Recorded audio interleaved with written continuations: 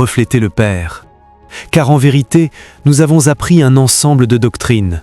En vérité, nous avons appris des clichés. En vérité, nous avons appris un mode de vie religieux, mais nous ne reflétons pas Dieu. Bien souvent, suivez un chrétien sur son lieu de travail et faites l'erreur de l'appeler homme de Dieu. Vous verrez à quel point ses collègues seront choqués. Qui est l'homme de Dieu? Cette personne? Vous ne la connaissez pas, mais nous la connaissons. Nous n'avons rien vu dans sa vie qui suggère qu'il soit un homme de Dieu. Pourquoi? Parce que quand nous faisons des compromis, il en fait avec nous. Quand nous trichons, il triche avec nous. Quand nous mentons, il ment avec nous. Alors, oubliez le fait qu'il connaisse des choses dans la Bible, oubliez sa connaissance théologique. S'il est un homme de Dieu, nous en doutons. Écoutez-moi, quiconque veut refléter le royaume de Dieu doit, avant tout, refléter l'image de Dieu. Et je vous l'ai dit hier, refléter l'image de Dieu est un système de contemplation. Vous le contemplez pour devenir comme lui. Si vous ne le contemplez pas, vous ne pouvez pas devenir comme lui. Il n'y a aucune règle, aucun règlement qui puisse vous transformer en l'image de Dieu. Aucune résolution humaine. Beaucoup de gens se réveillent le 1er janvier avec une liste de résolutions. Cette année, je ne ferai plus ceci ou cela. Avant la fin de la journée, vous aurez déjà brisé 40% de vos promesses. Les résolutions n'aident pas, les lois n'aident pas. Ce qui vous change et vous communique l'image de Dieu, c'est quand vous le contemplez, dans sa parole et dans la prière. Jérémie 33:3 dit « Invoque-moi et je te répondrai », mais il ne s'arrête pas là. Il dit « Je te révélerai de grandes choses, des choses cachées que tu ne connais pas ». Si vous priez non pas pour obtenir une réponse, mais pour le chercher, vous découvrirez que la prière n'est pas une liste de points, c'est une vie de prière. Dans ce royaume, votre autorité est liée à la hauteur d'où vous parlez. Si vous n'avez pas une marche profonde avec Dieu, vous ne pouvez pas exercer sa domination. Notre problème, c'est que nous vivons une vie superficielle, mais nous exigeons des résultats profonds. Vous trouvez quelqu'un qui n'a aucune marche avec Dieu, mais qui répète les paroles d'hommes qui se sont ensevelis dans sa présence. Et parfois, parce qu'il est éloquent, il le dit même mieux que ceux qui y vivent vraiment. Mais je vous le dis, il y a certaines autorités et puissances qui vont bien au-delà de la citation d'un verset. M'entendez-vous? Il y a des autorités qui dépassent le port d'un costume ou l'apparence pieuse. Les hommes jugent selon l'apparence, c'est leur nature. Mais si vous cherchez la vraie autorité, vous devez aller dans les profondeurs. Ceux qui voyagent vers les profondeurs sont les seuls à voir les merveilles de Dieu. Notre manque de manifestation est une attestation de notre manque d'intimité. Car si vous allez plus profond, cela doit se voir. L'intimité ne ment jamais. C'est comme la relation entre un homme et une femme. Si vous vous serrez seulement la main, il y a une manifestation. Mais si vous entrez dans l'intimité, après 9 mois, le ventre révélera que quelque chose s'est passé. L'intimité ne peut pas se trahir elle-même, elle doit parler. Votre manque de manifestation prouve votre marche superficielle.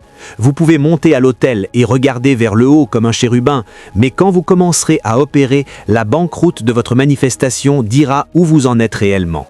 C'est une caricature. Un esprit est ému par l'énergie qui émane de vous. Un esprit peut vous laisser dire toutes les bonnes choses avec une mauvaise énergie, et parce que votre énergie est fausse, elle annulera toutes les vérités que vous prononcez.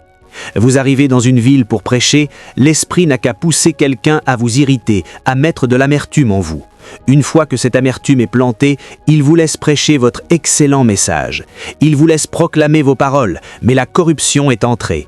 Vos mots sont corrects, mais c'est de l'amertume que vous émettez. L'atmosphère sera saturée d'amertume. Les hommes ne le verront peut-être pas, mais les esprits le savent. Les paroles que les gens entendront ne dureront pas 5 minutes. Quelque chose a été altéré dans la structure de leur âme. Vous pouvez prêcher la sainteté, dire que l'enfer est réel, mais si vous venez de commettre l'impudicité, votre structure d'âme a été modifiée. Et les gens qui vous écoutent en partant commenceront à avoir des rêves étranges, à se voir coucher avec des gens alors qu'ils ont entendu un message puissant. Une autre énergie est entrée en eux. Ils retourneront à la pornographie, à la masturbation, car vous avez transmis cette énergie. La doctrine était juste, mais l'énergie était empoisonnée. Les esprits corrompent la structure de l'âme tout en laissant l'intelligence avoir raison. Paul a dit dans 1 Thessaloniciens 2:8 « Nous ne vous avons pas seulement donné l'évangile, nous vous avons communiqué la substance de notre âme. » Faites attention à ceux qui disent que vos actes n'importent pas. Vos actes déterminent votre essence. Quand vous sortez pour exercer le gouvernement de Dieu, ce que vous ne dites pas impactera les gens bien plus que vos paroles. Pourquoi tant d'arrogance aujourd'hui? Message correct, essence arrogante. Pourquoi l'immoralité est-elle une peste alors qu'on prêche le feu partout? Parce que le message est juste, mais l'essence est divisée. Dieu n'a montré 4 couches d'interaction avec la parole. 1. Lire pour la connaissance. 2. Étudier pour diviser droitement la vérité. Étudier implique l'exhortation, glaner chez les autres, et la doctrine. La doctrine, c'est creuser soi-même pour trouver la vérité contextuelle. C'est un labeur. Mais beaucoup veulent juste un verset pour faire impression. Je suis enseignant depuis 15 ans, et il n'y a pas de réveil? Qu'as-tu fait? Dieu a dit à Josué, « Tout lieu que foulera la plante de votre pied, je vous le donne. » Comment peux-tu marcher sur un campus pendant 15 ans sans que la signature de Dieu n'y soit? Tu as besoin d'une retraite. Jésus, partout où il entrait, l'impact demeurait. Philippe est allé en Samarie. Il était un simple diacre chargé de partager la nourriture. Comment un homme qui partage la viande peut-il embraser une ville entière? C'est parce qu'il portait une ville à l'intérieur de lui. Aujourd'hui, nous avons l'emballage, les titres, les connexions, mais les principautés nous regardent. Qui sont ces gens? Nous repartons et rien ne change. Si les royaumes de ce monde doivent devenir ceux de notre Dieu, nous devons retourner dans notre chambre secrète. Est-ce Dieu que nous transportons ou notre théologie? Certains d'entre vous sont étudiants et le campus ne sait même pas que vous existez. Mais dans votre petit groupe, on vous appelle papa. À 22 ans, tu es papa? Comment peut-on être papa avec 4 protocoles qui te suivent alors que les principautés du campus ignorent ton existence? Écoutez-moi, dites-vous, je ne quitterai pas ce lieu sans une rencontre véritable.